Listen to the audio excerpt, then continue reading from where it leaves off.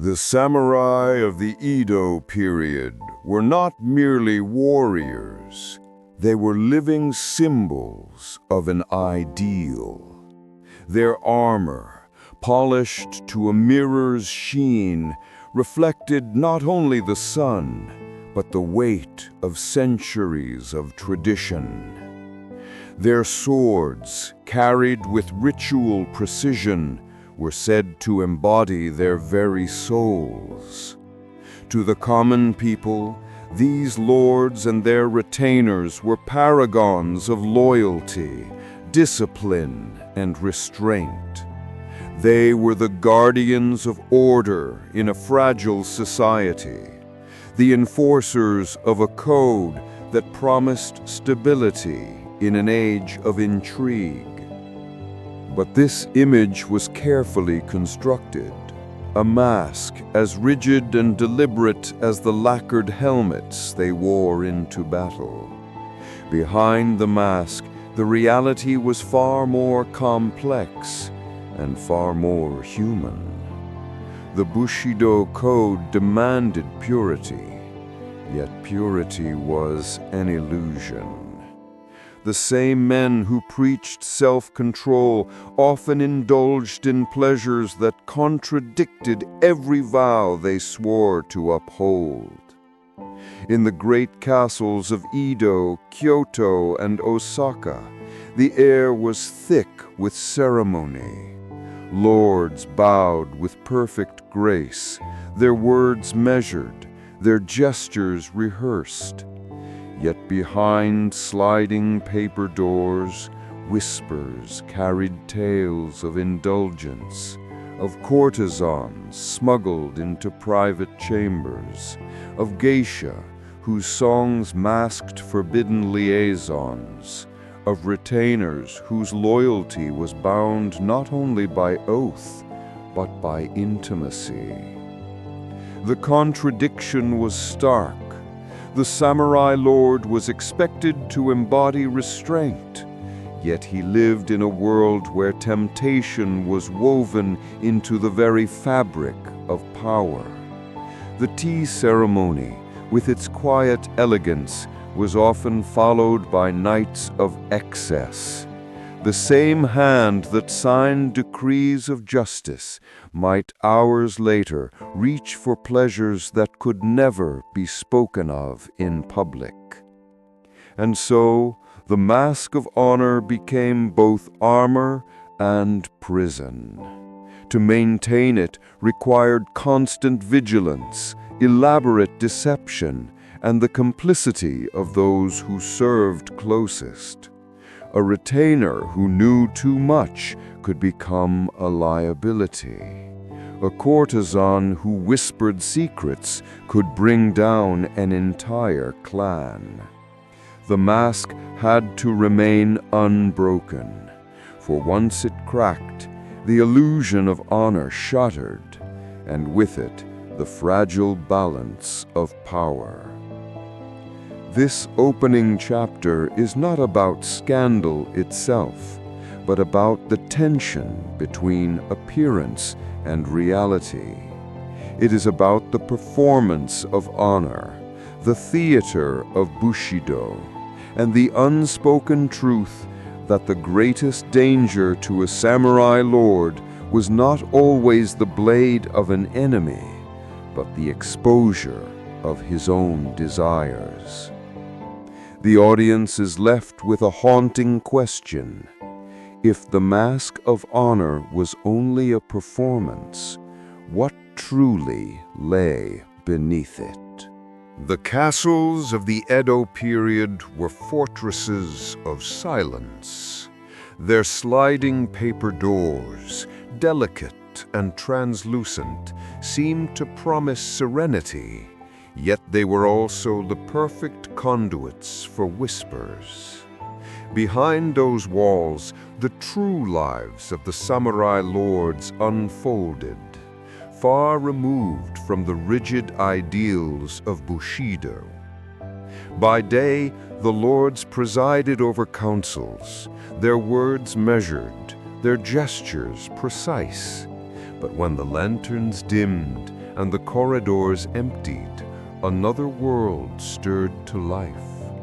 Courtesans were smuggled through hidden passages, geisha were summoned to private chambers, and retainers, sworn to loyalty, sometimes found themselves bound by more than duty.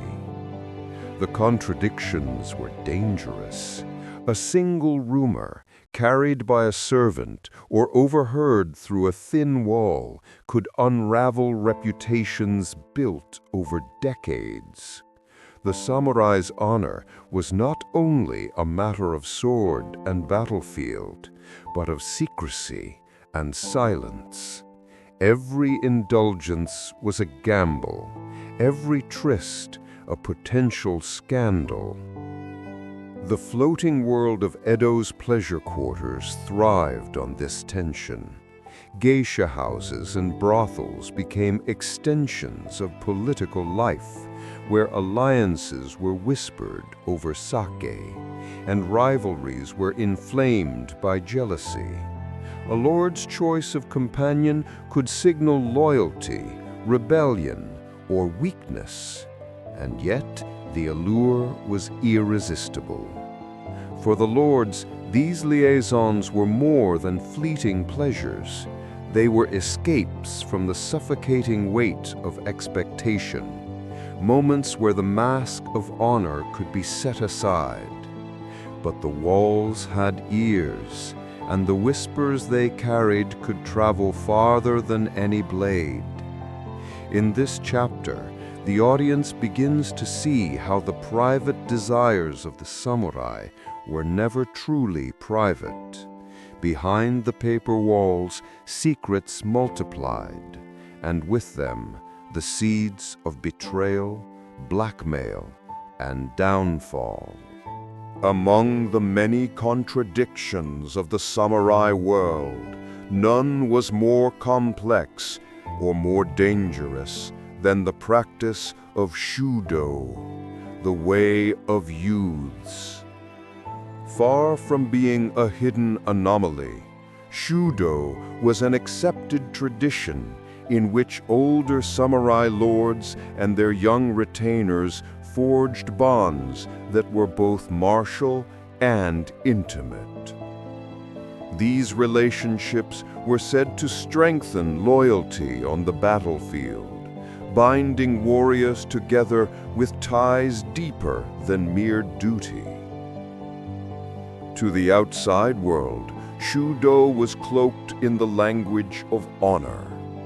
Philosophers and poets praised it as a noble exchange of wisdom and devotion, a way for a seasoned warrior to pass on discipline, courage, and refinement to his protégé. In theory, it was about mentorship, loyalty, and the cultivation of virtue. But behind the rhetoric, the reality was far more complicated. In the dimly lit chambers of castles, these bonds often crossed into the realm of desire. Retainers became more than students. They became companions, confidants, and sometimes lovers. For the lords, these relationships offered not only intimacy, but also control, a way to secure absolute loyalty through ties of the heart as well as the sword. Yet with desire came danger. Jealousy festered among rivals, and whispers of favoritism spread like wildfire. A retainer elevated by intimacy could provoke resentment among others, destabilizing the delicate hierarchy of the clan. What was meant to strengthen unity could just as easily fracture it. And then there was the hypocrisy. While some lords openly celebrated shudo as a noble tradition, others condemned it as weakness, even as they indulged in it themselves. The contradiction was perilous. A samurai could be praised for his devotion one day and disgraced for the same act the next, depending on who wielded the power. The hidden bonds of Shudo reveal the double-edged nature of desire in the samurai world.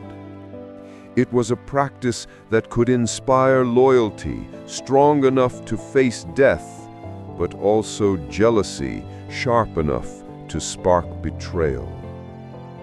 In the shadows of these relationships, the seeds of scandal were sown, waiting for the right moment to erupt. Beyond the rigid walls of the samurai castles lay another world, the ukiyo, the floating world of Edo.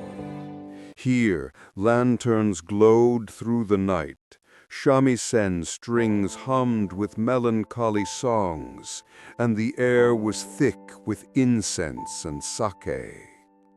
It was a world of fleeting pleasures, where courtesans and geisha offered not only companionship, but also escape from the suffocating weight of duty.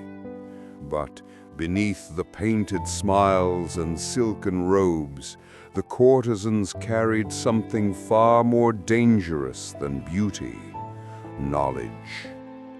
Every whispered confession, every drunken boast, every careless slip of the tongue was carefully remembered.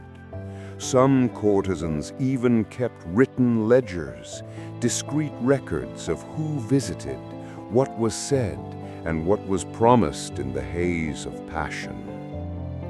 To the samurai lords, these encounters seemed private, hidden behind the sliding doors of tea houses and brothels. Yet, the courtesans were not merely passive companions. They were survivors in a world that demanded cunning. Their ledgers became weapons, insurance against betrayal, bargaining chips in a society where information was more valuable than gold. A careless lord might reveal his ambitions after too much sake, boasting of alliances or plots against rivals. Another might whisper the names of enemies he intended to strike down. Some revealed their deepest weaknesses, forbidden loves, debts, or shameful indulgences. All of it found its way to the courtesan's memory, and sometimes onto the pages of her secret book. These ledgers were whispered about in hushed tones, feared as much as coveted. In the wrong hands, they could destroy reputations, spark clan wars, or bring down entire domains. A single page could mean blackmail, exile, or death. And yet, the lords kept returning, unable to resist the allure of the floating world, even as they risked everything. The courtesans themselves walked a dangerous line. To hold such secrets was both power and peril. Some were protected by powerful patrons who valued their silence. Others vanished mysteriously, their ledgers confiscated, their voices silenced forever. In this chapter, the audience sees how the floating world was not merely a place of pleasure, but a shadow court of influence, where courtesans wielded pens as sharp as swords. The samurai lords believed they were the masters of desire, but in truth, they were often the ones ensnared, their fates written in the secret ledgers of women who knew too much. In the world of the samurai, not all wars were fought with steel. Some were waged in the shadows, with whispers, glances, and the soft rustle of silk. Seduction became a weapon, subtle, devastating, and often more effective than the sharpest blade. Rival clans understood that the heart could be more vulnerable than armor. Courtesans, geisha, and even retainers were deployed as spies, their beauty and charm masking deadly intent. A single night of passion could yield secrets worth more than 1,000 soldiers. A careless lord, lulled by sake and the illusion of intimacy, might reveal his military plans, his debts, or his hidden alliances. The floating world became a theater of espionage. Behind the painted fans and the laughter of entertainers, information flowed like wine. A courtesan's whispered question could be as lethal as a dagger, her smile concealing the fact that every word spoken in confidence might be carried to a rival's ear by dawn. Some lords, intoxicated by desire, underestimated the danger. They believed themselves in control, imagining that their wealth and power bought loyalty. But seduction was a double-edged sword.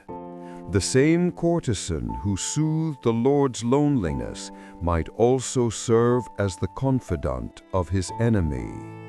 The same retainer who swore undying devotion might be torn between passion and betrayal. And the stakes were immense. A secret revealed in the wrong bedchamber could topple alliances, spark wars, or doom entire families. In this world, intimacy was never just intimacy. It was politics, strategy, and survival. The irony was cruel. The samurai, trained to guard against ambush on the battlefield, often fell victim to ambush in the bedroom. Their downfall came not from the clash of swords, but from the soft murmur of a lover's voice, coaxing truths that should never have been spoken. This chapter reveals how seduction blurred the line between love and treachery. In the hands of rivals, desire became a weapon sharper than any katana, one that could pierce not the body, but the very soul of a clan. In the rigid hierarchy of the samurai world, few bonds were considered more sacred than that between a lord and his retainer. The retainer was sworn to absolute loyalty, his life pledged to the service of his master. To betray that bond was unthinkable, a stain not only on the man himself, but on his entire lineage. Yet history is filled with moments when desire proved stronger than duty, and the unthinkable became reality. The story of betrayal often began in secrecy, a retainer drawn into a forbidden affair, perhaps with a courtesan tied to a rival clan, or worse, with the lord's own household, found himself ensnared in a web of passion and danger. What began as stolen glances and whispered promises soon became a liability. Every meeting risked exposure. Every indulgence threatened to unravel the delicate balance of trust. For the Lord, the betrayal cut deeper than any blade. To discover that a sworn companion, a man entrusted with his life on the battlefield, had compromised his honor in the bedchamber was a humiliation beyond words. It was not merely a personal wound, but a political disaster. Rivals seized upon such scandals, twisting them into weapons to weaken a domain. A single retainer's indiscretion could be magnified into proof of a lord's weakness, his inability to command loyalty within his own walls. The consequences were brutal.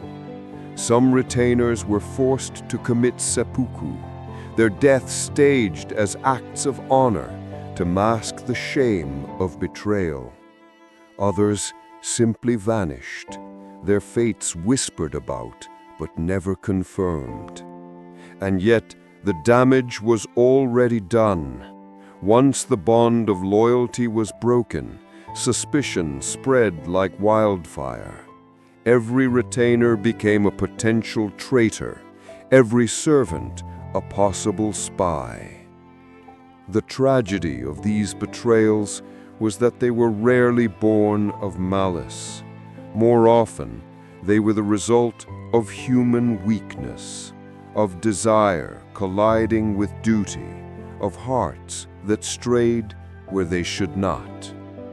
But in the unforgiving world of the samurai, weakness was indistinguishable from treachery.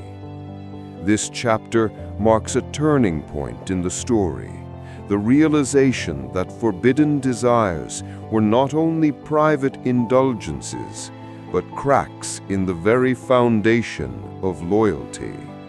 And once a crack appeared, it could be exploited, widened, and weaponized by enemies waiting in the shadows. For years, the lords of Edo had lived behind masks of honor, their indiscretions hidden behind paper walls and silken curtains. But no mask could remain unbroken forever.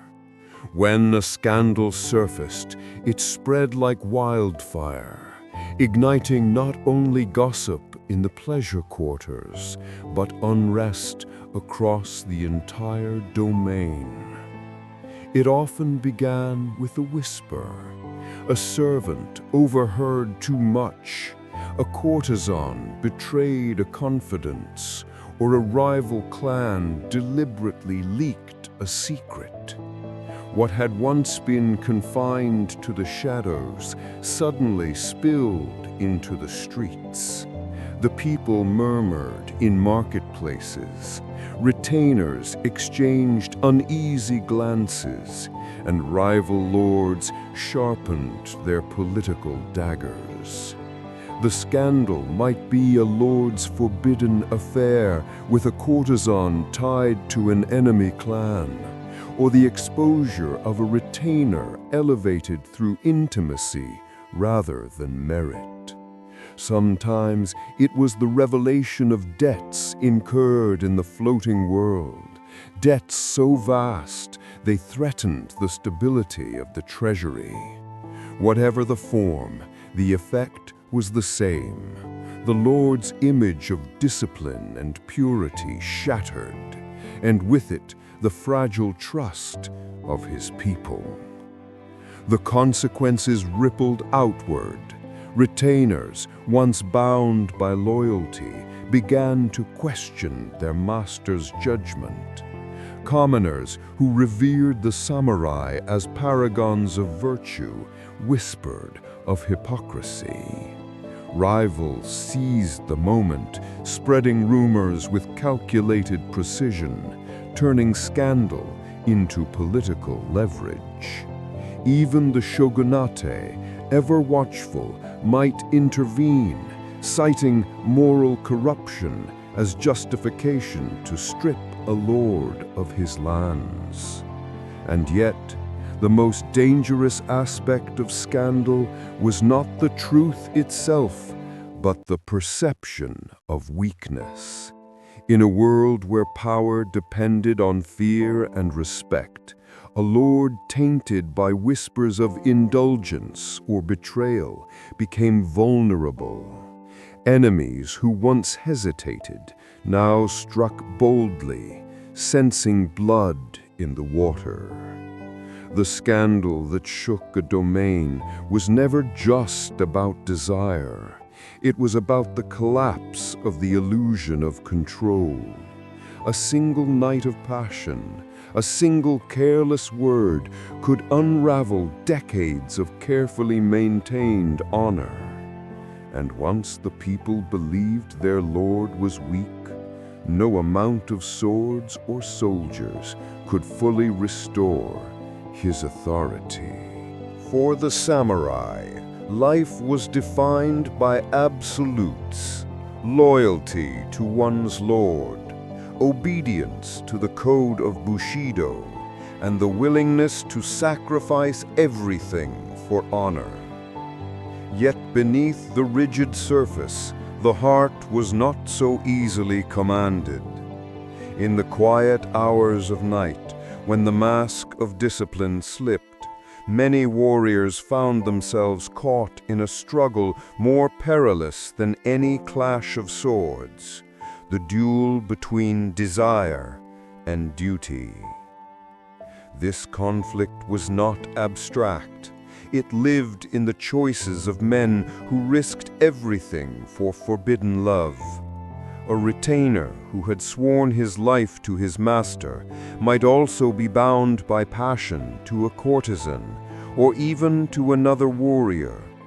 A lord, expected to embody restraint, might find himself consumed by longing that threatened to unravel his authority. Each choice carried consequences that could not be undone. The battlefield of this duel was the soul itself. To yield to desire was to risk exposure, scandal, and dishonor. To deny it was to live in torment, suppressing the most human of needs in the name of an ideal. The samurai's sword could cut down enemies, but it could not silence the whispers of the heart. And so many lived in a state of constant tension. A single letter exchanged in secret, a fleeting glance across a crowded hall, a night stolen in the floating world. Each act was a gamble. The stakes were not only personal, but political. A lord distracted by passion might neglect his duties. A retainer torn between love and loyalty might hesitate at a crucial moment. In a society where hesitation could mean death, desire became a dangerous liability. Yet there was also a cruel irony. The same culture that condemned indulgence also romanticized sacrifice. To choose duty over love was praised as noble, even heroic. But beneath the praise lay tragedy. Lives cut short, hearts broken, and passions buried in silence. The duel of desire and duty left no victors, only survivors haunted by what they had lost. When secrets could no longer be contained by whispers, when scandal threatened to spill beyond the paper walls and into the streets, the samurai lords turned to the most brutal solution of all: silence through blood. The floating world, once a place of pleasure and escape, became a hunting ground. Courtesans who knew too much suddenly vanished, their names erased from the ledgers of tea houses. Retainers caught in forbidden affairs were summoned to private chambers and given a choice: confess and die with honor, or be exposed and destroyed in disgrace. Many chose seppuku, their deaths staged as acts of loyalty. Though everyone knew the truth, they were sacrifices to preserve a lord's reputation. The executions were not always public, but their echoes spread quickly. A body discovered in a river, a geisha house shuttered overnight, a family mysteriously stripped of its lands. Each disappearance was a warning. The message was clear. Desire could be indulged in secret, but betrayal of secrecy would be punished without mercy. And yet, the blood price was never enough. Each silencing only fueled more rumors. The more a lord tried to bury his shame, the more the people whispered of what must have been hidden. In a society obsessed with appearances, the act of erasure itself became proof of guilt. The tragedy was that many of those silenced were not enemies, but lovers, confidants, and companions, the very people who had once been closest to the Lord.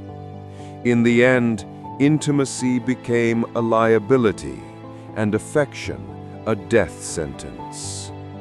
The sword that once symbolized loyalty was now turned inward, cutting down those who had shared the most private of moments. This chapter reveals the darkest truth of the samurai world, that the cost of forbidden desire was not only scandal, but blood. To preserve the illusion of honor, lives were extinguished, voices silenced, and entire stories erased from history. What remained was the mask, polished, unbroken, and gleaming. But behind it, the shadows grew darker, with every secret buried in silence. For generations, the samurai lords were remembered as paragons of discipline, their lives defined by loyalty, restraint, and the unyielding code of Bushido. Their portraits, preserved in scrolls and screens, show men of solemn dignity, their swords gleaming, their gazes fixed on eternity.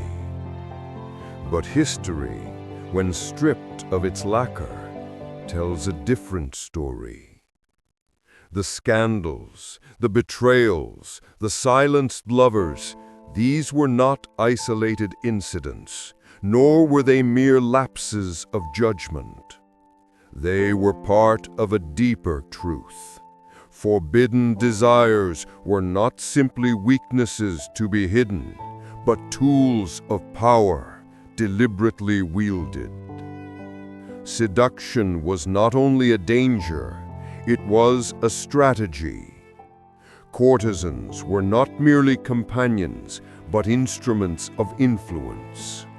Retainers bound by intimacy were not only lovers, but pawns in political games. Even the practice of shudo, framed as noble mentorship, could be twisted into a mechanism of control. What appeared to be private indulgence was often calculated, a way to secure loyalty, to manipulate rivals, to bind allies more tightly than any oath sworn in daylight. The revelation is stark. The samurai world was not divided between honor and desire, but built upon their collision. The mask of honor was never meant to conceal weakness alone. It was a stage, a performance designed to hide the machinery of power that operated in the shadows. Behind every scandal lay strategy. Behind every whispered affair lay leverage. And behind every silenced voice lay the preservation of authority. And yet, this truth carries its own tragedy. For while desire could be weaponized, it could never be fully controlled. The same passions that secured loyalty also sparked jealousy. The same secrets that bound allies also destroyed them. In the end, the samurai lords discovered that desire was both their greatest weapon and their most dangerous enemy. The final revelation is not that the samurai failed to live up to their ideals, but that their ideals were never the whole story. The greatest battles of the samurai were not fought on the open field, but in the hidden chambers of their castles, in the floating world of courtesans, and in the fragile hearts of men torn between love and duty. When the mask of honor finally cracks, what emerges is not disgrace alone, but a deeper understanding that power itself was always entwined with secrecy, intimacy, and the perilous cost of forbidden love.